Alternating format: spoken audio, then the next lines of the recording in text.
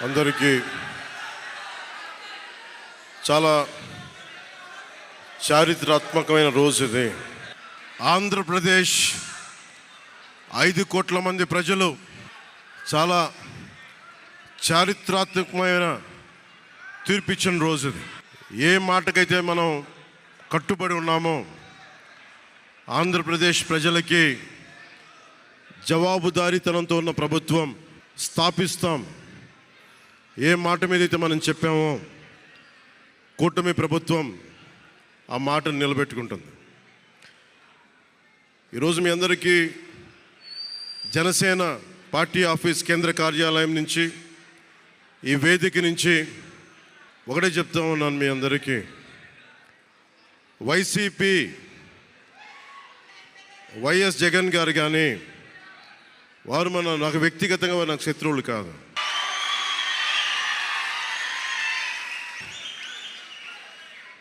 ఓడిపోయారు కదా అని చెప్పి వారిని ఇబ్బంది పెట్టడానికో హింసించడానికో ఈ విజయం కాదు.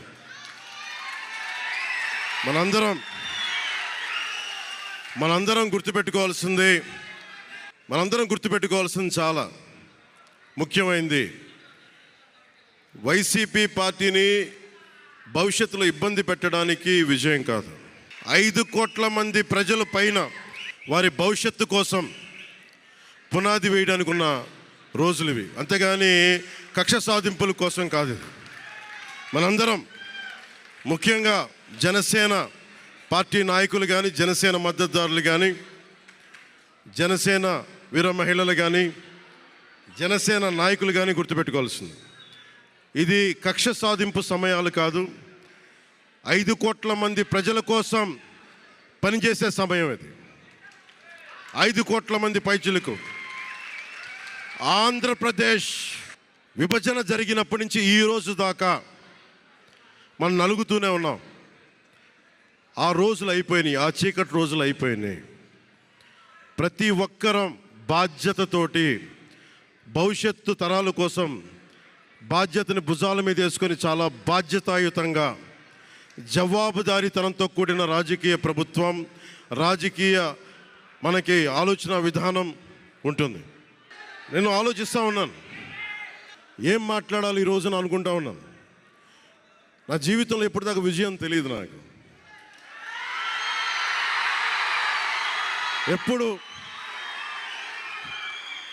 ఎప్పుడు ఒకే ఒకసారి సినిమాల్లో ఉన్నప్పుడు తొలి ప్రేమ అనే విజయం చూశాను.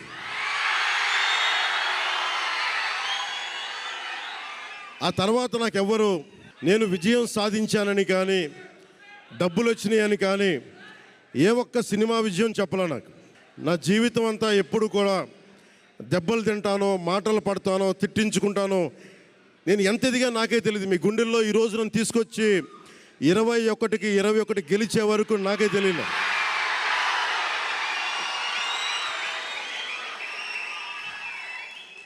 భారతదేశంలో 100కి 100% కొట్టామంటే జనసేన.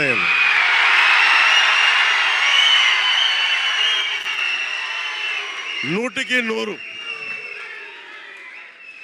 ఇది అంటే నేను ఎందుకు ఈ విజయం జనసేన లేదంటే మన జన సైనికులు, వీర మహిళలో జనసేన నాయకులది కాదు, కేవలం వారిదే కాదు, 5 కోట్ల మంది ప్రజల ఆకాంక్షదే. మార్పు కావాలి, పాలన మారాలి. ఇవన్నీ చాలామంది, కోట్లాది మంది ప్రజల ఆకాంక్ష. ఈరోజు ప్రజలు ఇచ్చిన తీర్పు ఇది. మనందరికీ చాలా జాగ్రత్తగా ఉండాల్సిన సమయం ఇది. కక్ష సాధింపుల సమయం కాదు ఇది. ఆంధ్రప్రదేశ్ భవిష్యత్తుకి పునాది, బలమైన పునాది వేసే సమయం ఇది. అన్నం పెట్టే రైతుకి అండగా ఉండే సమయం ఇది. రక్షణ లేని ఆడబిడ్డలకి రక్షణ కల్పించే సమయం ఇది. ఆడబిడ్డల్ని, మహిళల్ని వారి కాళ్ళ మీద వాళ్ళు నిలబడగలిగేలా చేసే సమయం ఇది. నేను ఈరోజు ప్రభుత్వ ఉద్యోగులు కూడా మాటిస్తున్నాను, కాంట్రిబ్యూటరీ పెన్షన్ స్కీమ్ నేను చెప్పాను, నేను బాధ్యత తీసుకున్నాను. ఏరు దాటాక తెప్ప తగలేసే రకం కాదు నేను. కాంట్రిబ్యూటరీ పెన్షన్ స్కీమ్ దానికి సరి సమానంగా అది కానీ మీకు న్యాయం వచ్చేలాగా సంవత్సరంలోపు తీసుకొస్తాను అని మాట ఇచ్చాం, తీసుకొచ్చి తీరుతాం. ఆ మాట మీకు ఇస్తున్నాం. మెగా డిఎస్సి నోటిఫికేషన్ విడుదల చేయించే బాధ్యత మనం తీసుకుందాం.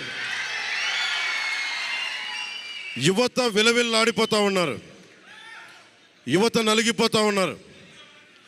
మీ చదువులకి తగ్గ ఉద్యోగాలు కానీ, మీ స్కిల్స్ని పెంపొందించి మీకు ఉద్యోగాలు కానీ, నేను మీకు చెప్తున్నాను, నాకు చాలా పెద్ద బాధ్యత ఇచ్చారు ప్రజలు. ఈ రోజున మామూలు బాధ్యత ఇవ్వాల. గెలిచింది, పోటీ చేసింది 21, 2 పార్లమెంట్లు గెలిచింది 100%. కానీ బాధ్యత ఎంత ఉందంటే 175 సీట్లు మనమే గెలిస్తే ఎంత బాధ్యత ఉందో అంత బాధ్యతతో మేము పనిచేస్తాం. యువత నలిగిపోయి నేను మర్చిపోలేదు. ఆడబిడ్డలు ఇబ్బంది పడిపోయారు, మేము మర్చిపోలే. సగటు మధ్యతరగతి మనుషులు నలిగిపోయారు. రోడ్లు వెయ్యలా, గుంతలు వేశారు, అరాచకం చేశారు. అవన్నీ శాంతి భద్రతలు చాలా చాలా బలంగా ఉంటాయి, మీకు నేను మాటిస్తున్నాను. అతి తక్కువ వ్యవస్థల్లో రాజకీయ ప్రమేయం చాలా తక్కువ ఉండేలాగా, అధికారుల్ని వారి పని చేసుకునేలాగా ఈ ప్రభుత్వం ఉంటుంది, కూటమి ప్రభుత్వం ఉంటుంది. రైతుకి కష్టం వస్తే హక్కును చేర్చుకునే ప్రభుత్వం తప్ప తిరస్కారంగా చిన్న చూపు చేసే ప్రభుత్వం అవ్వదు మనకి ఈ కూటమి ప్రభుత్వం. నాకు రాజకీయాలు డబ్బు అవసరం లేదు. నేను మీకు మళ్ళీ చెప్తున్నాను, మీకు నేను డబ్బుల కోసం, పేరు కోసం రాజకీయాల్లోకి రాలేదు. మీలాగా నలిగిపోతారు చూసారా ప్రతి ఒక్కళ్ళు. సగటు మనిషి మాకు ఎవడు ఉండడేంటి, మా కులం లేదు, మతం లేదు, నా కష్టాన్ని ఎవరు చూడరేంటని ప్రతి ఊర్లో ఉండే ఒక సగటు మనిషి అనుకుంటాడు. ఆ మనిషి కష్టాలు నేను చూసిన వాడిని. ఆ మనిషికి భుజం కాయడానికి నేను వచ్చాను రాజకీయాల్లో. 2019లో ఓడిపోతే నా మానసిక స్థితి ఎలా ఉందో ఆ రోజున, ఈరోజు గెలిచినప్పుడు కూడా నా మానసిక స్థితి అలాగే ఉంది. అంతే ధైర్యంతో ఉన్నా. గెలుపు నాకు బాధ్యత ఇచ్చింది కానీ అహంకారం ఇవ్వలేదు, రాదు. ఇంకా భయం వేసింది.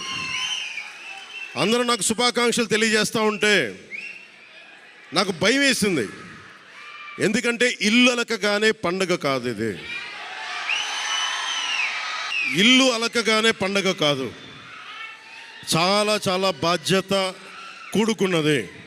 భీమవరం, గాజువాక 2 చోట్ల ఓడిపోయినప్పుడు ఈ రోజున ఇంతమంది ఉన్నారు. ఆ రోజున నా పక్కన నన్ను నమ్ముకున్న కొద్దిమంది తప్ప. కానీ నాకు ఒకటే అనిపించింది, నేను పరాజయం చూసి భయపడను, ఓటమి చూసి భయపడను. ఓటమి నాకు బలం ఇస్తుంది, ఓటమి నాకు ఉత్సాహం ఇస్తుంది అనుకున్నాను. దేనికి అంటే నేను ఒకటే నమ్మాను. చిన్నప్పుడు తిరుపతిలో యోగా నేర్చుకుంటున్నప్పుడు ఒకటే నమ్మాను, ధర్మో రక్షితి రక్షితః అని.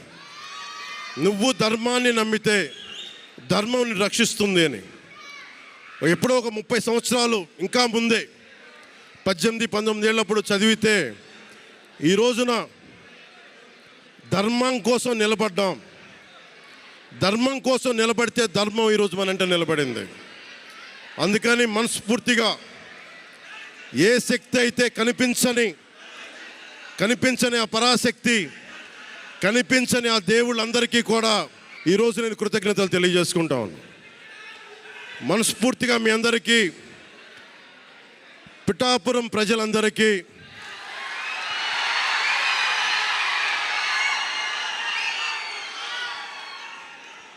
మీరు పిఠాపురం పురజనులకి, పెద్దలకి,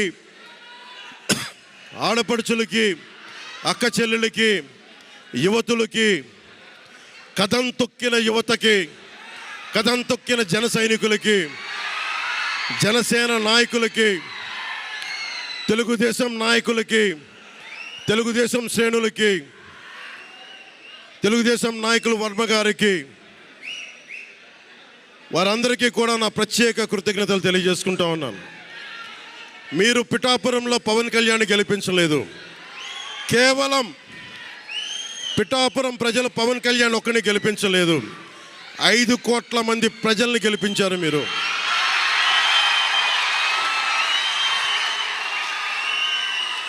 ఓడిపోతే ఇంత బలంగా నిలబడ్డవాడిని. మా ఇంత గెలిపించి కాదు మీరు ఇచ్చింది, చిన్నపాటి జయం ఇవ్వాల, ఆకాశవంత విజయం ఇచ్చారు మీరు నాకు, మాకు, మా కూటమి ప్రభుత్వానికి.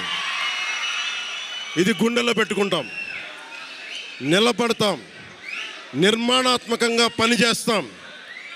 మీ కష్టాలలో మీ ఇంట్లో ఒకటిలాగా నేను ఉంటాను, మీ అందరికీ మాటిస్తున్నాను.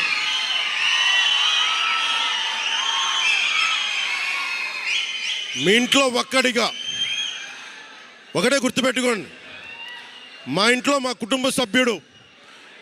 నాకు కులాలకి, మతాలకి, ప్రాంతాలకి అతీతంగా ప్రతి ఒక్కరూ ఆలోచించాల్సింది, మా ఇంట్లో కుటుంబ సభ్యుడు పవన్ కళ్యాణ్. మా వాడు అసెంబ్లీలో అడుగు పెడుతున్నాడు, మా కష్టాల కోసం మాట్లాడతాడు, మా కష్టాల కోసం నిలబడతాడు. అది చేసి చూపిస్తాను. ప్రభుత్వం ఎలా ఉండాలి, అధికార యంత్రాంగం ఎలా ఉండాలి, రాబోయే రోజుల్లో మీకు అందరికీ చేసి చూపిస్తాం. మళ్ళీ ఒక 10 నిమిషాల తర్వాత మళ్ళీ వచ్చి మాట్లాడతాను. చంద్రబాబు గారు వచ్చారు, వారిని కలిసి మళ్ళీ వచ్చి మేము ఇద్దరం మాట్లాడతాం.